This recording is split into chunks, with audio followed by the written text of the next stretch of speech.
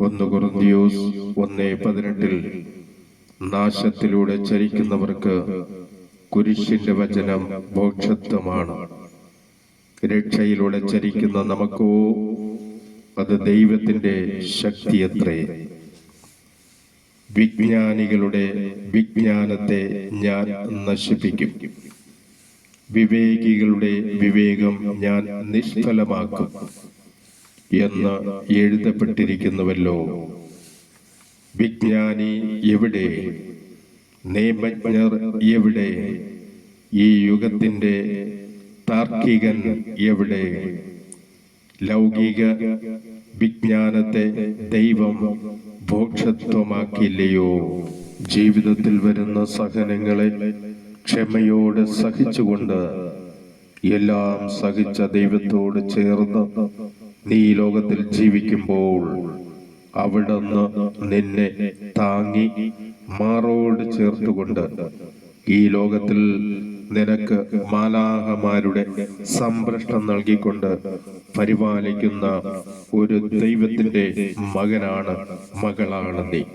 വഴിയും സത്യവും ജീവനുമായി വന്ന ദൈവത്തെ നിന്ദിച്ചവരോടും പരിഹസിച്ചവരോടും തള്ളിപ്പറഞ്ഞവരോടും ശിരസിൽ മുൾമുടി അണിയിച്ചവരോടും കാരാഗ്രഹത്തിൽ അടയ്ക്കാൻ പറഞ്ഞവരോടും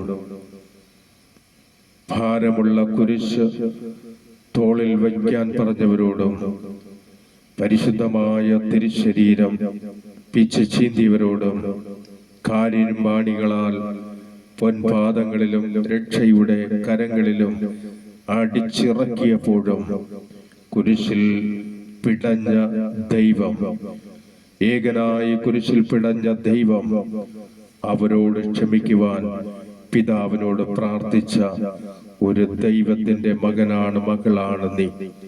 നീ ഭൂമിയിൽ ജീവിക്കുമ്പോൾ നിന്റെ ജീവിതത്തിൽ വരുന്ന സഹനങ്ങളെ ഓർത്തുകൊണ്ട് നീ ആരെയും വിധിക്കാതെ ദൈവഹിതമായി സ്വീകരിച്ചുകൊണ്ട് ആരോടും ഒരു വെറുപ്പില്ലാതെ നീ അത് സഹിച്ചുകൊണ്ട് നീ മുമ്പോട്ട് വിശ്വാസ ജീവിതം നയിക്കുമ്പോൾ എല്ലാം സഹിച്ച ദൈവത്തിന്റെ പരിപാലനയിൽ നീ ലോകത്തിൽ ജീവിക്കുകയും ഈ ലോകം വിട്ടാൽ നിത്യജീവനിലേക്ക് ദൈവം നിന്നെ വിളിക്കുകയും ചെയ്യും.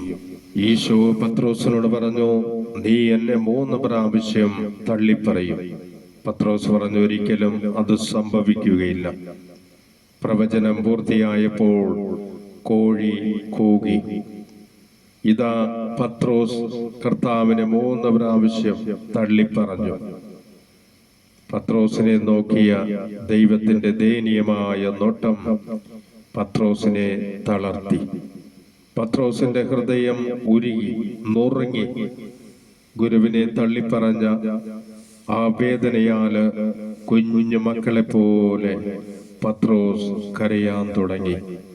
പ്രിയ സഹോദരങ്ങളെ, നമ്മൾ 3 പ്രാവശ്യമല്ല, എത്രയോ തവണ ജീവന്റെ നാഥനായ ദൈവത്തെ തള്ളിപ്പറയുകയും ദൈവത്തിൽ നിന്നകന്ന് ഈ ലോകത്തിലേക്ക് ഇറങ്ങിച്ചെന്ന് ജീവിക്കുന്ന എന്തുമാത്രം അനുഭവങ്ങളാണ് നമ്മുടെ ജീവിതത്തിൽ ഉണ്ടായത്. ഇന്നും നമുക്ക് വേണ്ടി കാത്തിരിക്കുന്ന ദൈവത്തിന്റെ ആ കരുണ നിറഞ്ഞ സ്നേഹത്തിലേക്ക് തിരിച്ചു ചൊല്ലുക. ദൈവത്തിന്റെ ആത്മാവിലൂടെ നിന്നെ സ്നേഹിക്കുന്ന, നിനക്ക് വേണ്ടതെല്ലാം തരുന്ന നിന്റെ ദൈവത്തിലേക്ക് നീ തിരിയുക. ഒരു കുഞ്ഞ് അമ്മയുടെ ഗർഭപാത്രത്തിൽ ഇരുന്നു കൊണ്ട് എങ്ങനെ പറയാൻ സാധിക്കും, ഞാൻ അമ്മയുടെ ഗർഭപാത്രത്തിലല്ല? ഈ ലോകത്തിലെ ഓരോ മക്കളും ദൈവത്തിന്റെ പരിപാലനയിലാണ്. ഇന്ന് നമുക്കറിയാം, മീഡിയയിലൂടെയും ഈ ലോകത്തിലും നമുക്ക് നേരെയും ദൈവത്തിനെതിരായിട്ടുള്ള യുക്തിവാദി ടൈപ്പിലുള്ള പല സംഭവങ്ങളും നമുക്ക് കാണാനും കേൾക്കാനും സാധിക്കും.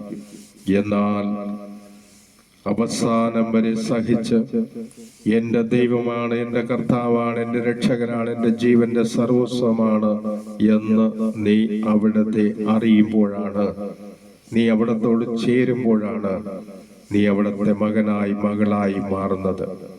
ക്രിസ്തുവിന്റെ ശരീരവും പരിശുദ്ധാത്മാവിന്റെ ആലയവുമായ പരിശുദ്ധ സഭയുടെ മക്കളാണ് ഒരൊറ്റ ക്രിസ്തുവും. ക്രിസ്തുവിന്റെ മക്കളാണ് നമ്മൾ. ഈ ബോധ്യം മറക്കാതെ വിശ്വാസ ജീവിതം നയിക്കുക. ദൈവത്തിന്റെ ആത്മാവിന്റെ അനുഗ്രഹം നമ്മളിൽ നിറയും. റോമിൽ നിന്നും ഇമ്മാനുവൽ പ്രാർത്ഥനാ ഗ്രൂപ്പിലൂടെ എല്ലാ ദൈവമക്കൾക്കും നൽകുന്ന ഈ സന്ദേശം ശ്രവിക്കുന്ന ഓരോ മക്കളിലും കർത്താവായ ഈശോ അവിടുത്തെ വാഗ്ദാനമായ പരിശുദ്ധാത്മാവിലൂടെ അഭിഷേകം നിറയ്ക്കട്ടെ എന്ന് പ്രാർത്ഥിക്കുന്നു. ഹല്ലേലൂയ.